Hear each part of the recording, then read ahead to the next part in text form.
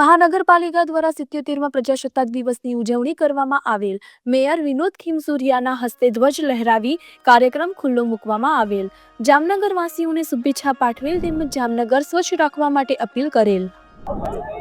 આજે જામનગર મહાનગરપાલિકા દ્વારા આ 77મા પ્રજાસત્તાક દિવસ નિમિત્તે વોર્ડ નંબર 6 માં રવિ પાર્ક ખાતે પ્રજાસત્તાક દિવસની ઉજવણી કરવામાં આવેલી હતી। આ પ્રજાસત્તાક દિવસની ઉજવણીમાં આપણા 179ના વિધાનસભાના ધારાસભ્ય દિવેશભાઈ, ડેપ્યુટી મેયર શ્રી કૃષ્ણાબેન, ભારતીય જનતા પાર્ટીના અધ્યક્ષ શ્રી બીનાબેન, સ્ટેન્ડિંગ કમિટીના ચેરમેન નિલેશભાઈ, શાસક પક્ષના નેતા આશીષભાઈ, દંડક કેતનભાઈ અને જામનગર મહાનગરપાલિકાના deputy commissioner Shri D N Zala saheb અને જામનગરની તમામ સ્કૂલોના પ્રતિનિધિઓ, પત્રકાર મિત્રો અને જામનગરના વોર્ડ નંબર 6 માં રહેતા તમામ પ્રજાજનો આ ભાગરૂપે ઉજવણીના ભાગરૂપે ખૂબ જ મોટી સંખ્યામાં હાજર રહેલા હતા। અને 77ના પ્રજાસત્તાક દિવસ નિમિત્તે હું જામનગર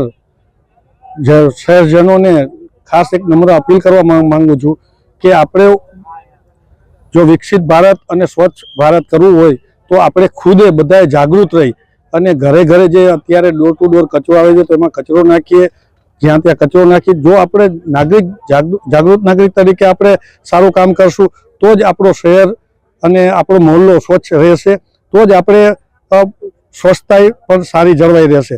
આ તકે બીજી એક હું વાત કરવા માંગીશ કે આપણે 2047નું વિકસિત ભારત બનાવવા માટેનું આપણા લોકલાડીલા વડાપ્રધાન શ્રી નરેન્દ્રભાઈ મોદી સાહેબનું સપનું સાકાર કરવું હોય તો સૌ સાથે મળી અને સૌ આપણે ભેગા થઈ અને આ વિકાસની ગાથામાં આપણે એકજૂટ થઈ અને એને સાથ અને સહકાર આપીએ ત્યારે જ ભારત શ્રેષ્ઠ ભારત બનશે। અને એમાંય જામનગર શહેર સ્વચ્છતા માટે અત્યારે એવોર્ડ મળેલું છે, તો જામનગરની શહેરની જનતાને હું 77ના પ્રજા દિવસ નિમિત્તે હું ખૂબ ખૂબ અભિનંદન આપું છું અને ખૂબ ખૂબ શુભકામના પાઠવું છું।